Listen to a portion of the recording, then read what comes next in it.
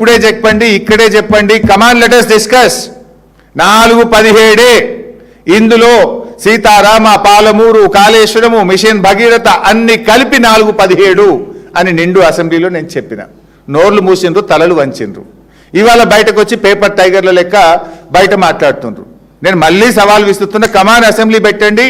I want to prove again I'm ready for any kind of discussion. మాట్లాడదాం assembly సాక్షిగానే. ఆ రోజు నేను ఏం మాట్లాడినో అసెంబ్లీలో కూడా ఒక్కసారి వీడియో చూపిస్తాం.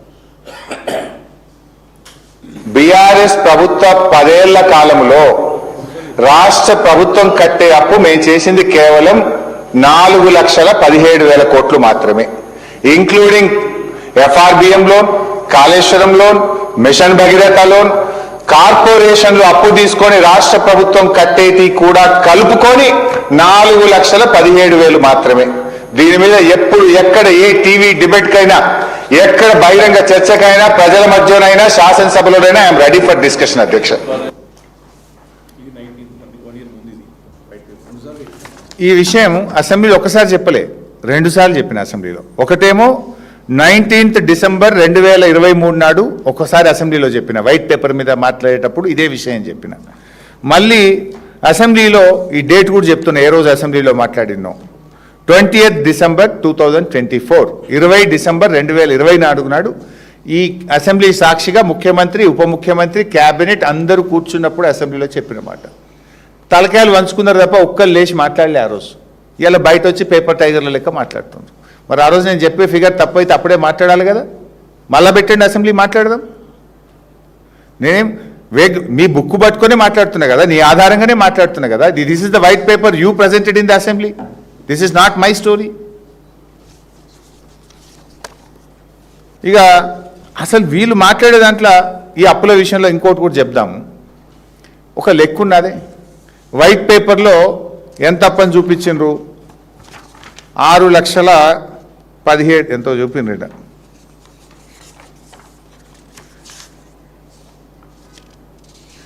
అసెంబ్లీలో పెట్టిన వైట్ పేపర్లో మొత్తం బీఆర్ఎస్ ప్రభుత్వ అప్పు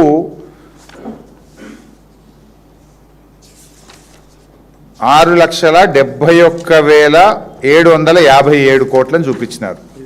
అది 6,71,757 కోట్లని వైట్ పేపర్లో పెట్టినారు. ఓకే, ఇది అసెంబ్లీలో పెట్టిన వైట్ పేపర్. జూపల్లి గారు ఏమన్నారు మొన్న, 8 లక్షల కోట్ల అని నేను చూపించకపోతే రాజీనామా చేసిపోతే మీ తెలంగాణ భవన్కి వచ్చి 8 చెప్పిండు. అదే జూపల్లి తెల్లారేం మాట్లాడిండు, 7 లక్షల కోట్లు అని 1 లక్ష తగ్గించిండు. నిన్న బట్టి గారు ఏం మాట్లాడిండ్రు, 821 ఎంతో పెంచిండు, మళ్ళీ ఇంత పెంచాడు. అసెంబ్లీలో ఒక మాట, జూపల్లిది ఒక మాట, బట్టి గారిది ఒక మాట, పబ్లిక్ మీటింగ్లో ఒక మాట, ప్రెస్ మీట్లో ఒక మాట, పూటకో మాట. ఇక మీ ఇష్టం ఉన్నట్టు పెంచుతారా? అది కూడా ఒకసారి చూపిద్దాం, శ్వేతపత్రం చూపి ఒకసారి బట్టి గారి బయట కూడా చూపి బాబు. జూపల్లిది అయితే నేను మొన్ననే చూపించాను. 10 సంవత్సరాలు వీళ్ళు చేసిన అప్పు 6,71,757 కోట్లు ఇవాళ రాష్ట్రం మీద రుణభారంలో ఉంది. దీక్ష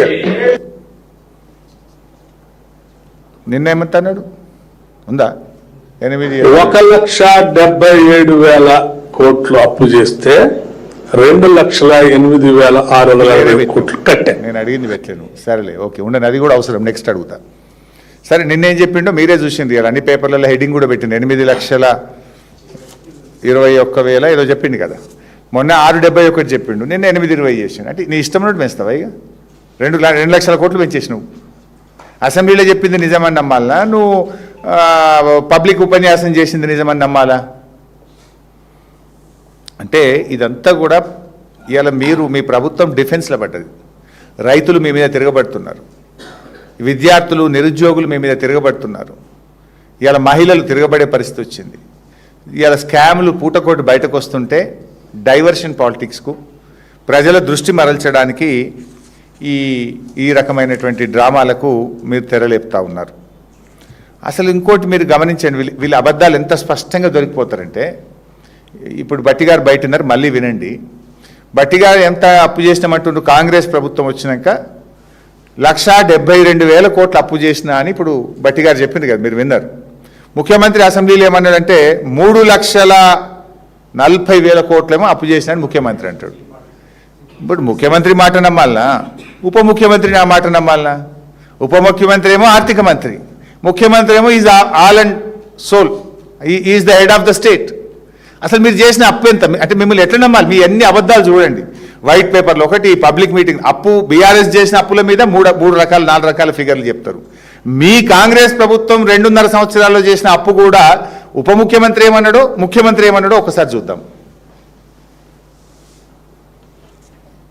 1,77,000 కోట్లు అప్పు చేస్తే 2,08,680 కోట్లు కట్టాం. రేవంత్ రెడ్డి పెట్టినా ఉందా? ఇవన్నీ కలిపితే 3,47,294 కోట్లు మేము అప్పు చేసినాం అధ్యక్ష. ఎప్పటి నుంచి? 1/12/2023 నుంచి అధ్యక్ష. బాగా సభ్యులందరూ వినాలి. 28/2/2026 వరకు దాదాపుగా ఈ 27 నెలలలో మేము తెచ్చిన అప్పు 3,47,294 కోట్లు. ఈ 27 నెలలలో మేము తెచ్చిన అప్పు 3,47,294 కోట్ల అధ్యక్ష. మేము తెచ్చిన అప్పు. ఎవరు మాట నమ్మాలి? ఉప ముఖ్యమంత్రి నిన్న ప్రెస్ మీట్ పెట్టి 1,72,000 కోట్ల అప్పు తెచ్చినామంటాడు. ఇది నిన్న అంటే జూన్ 3, 2026. దీనికంటే 27 నెలలు అంటే ఆ డేటు రేవంత్ రెడ్డి ఏ రోజు మాట్లాడింది అసెంబ్లీలో? మార్చ్ 18. అంటే మార్చ్ అంటే ఏప్రిల్, మే, జూన్ 3 నెలల కింద, జూలై 4 నెలల కింద. 4 నెలలు ఇంకా అప్పు పెరుగుతుంది కానీ తగ్గది. అంటే ఇప్పుడు 4 నెలల, ఇప్పుడు ముఖ్యమంత్రి ఏమో 4 నెలల కింద కాంగ్రెస్ ప్రభుత్వం చేసిన అప్పు 3,47,294 కోట్లు చెప్తాడు. 4 నెలల తర్వాత అప్పు పెరుగుతుందా తగ్గుతుందా? మేము చేసిన అప్పు 1,72,000 కోట్లు అని బట్టి గారు చెప్తారు. ఇదంతా గారెడి కాదా? ఇదంతా దగ, ప్రజల్ని మోసం చేయడం కాకపోతే ఏంది? అసలు ముందు ముఖ్యమంత్రి కరెక్టా, బట్టి గారు కరెక్టా? మీరు తెలుసుకోండి ఫస్ట్. అసెంబ్లీలో చెప్పింది కరెక్టా, పబ్లిక్ మీటింగ్లో చెప్పింది కరెక్టా? అసెంబ్లీ సాక్షిగా ముఖ్యమంత్రి గారు 3,47,000 కోట్లు అప్పు చేసిన అంటాడు. ఈయన గారేమో 1,72,000 కోట్లు అంటాడు. నిజంగా 3,47,000 కోట్లు 4 నెలల కింద. ఈ 4 నెలల అప్పు తీస్తే అది 4.5 లక్షలు దాటుతుంది. 31 నెలల్లో కాంగ్రెస్ ప్రభుత్వం చేసిన అప్పు 4.5 లక్షలు దాటింది. 10 ఏళ్లలో బీఆర్ఎస్ చేసింది 4,17 as per white paper. As per CAG 4,10,000.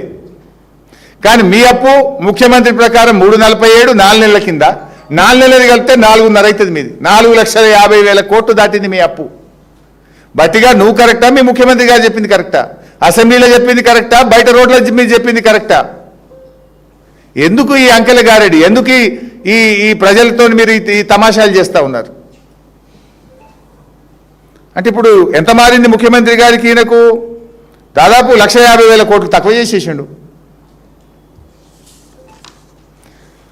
అంటే మేము చేసిన అప్పులేమో పెంచి చూపిస్తారు, వాళ్ళ అప్పులేమో తగ్గించి చూపించుకుంటున్నారు. దొరికిపోయింది కదా ఇప్పుడు ఇంత స్పష్టంగా.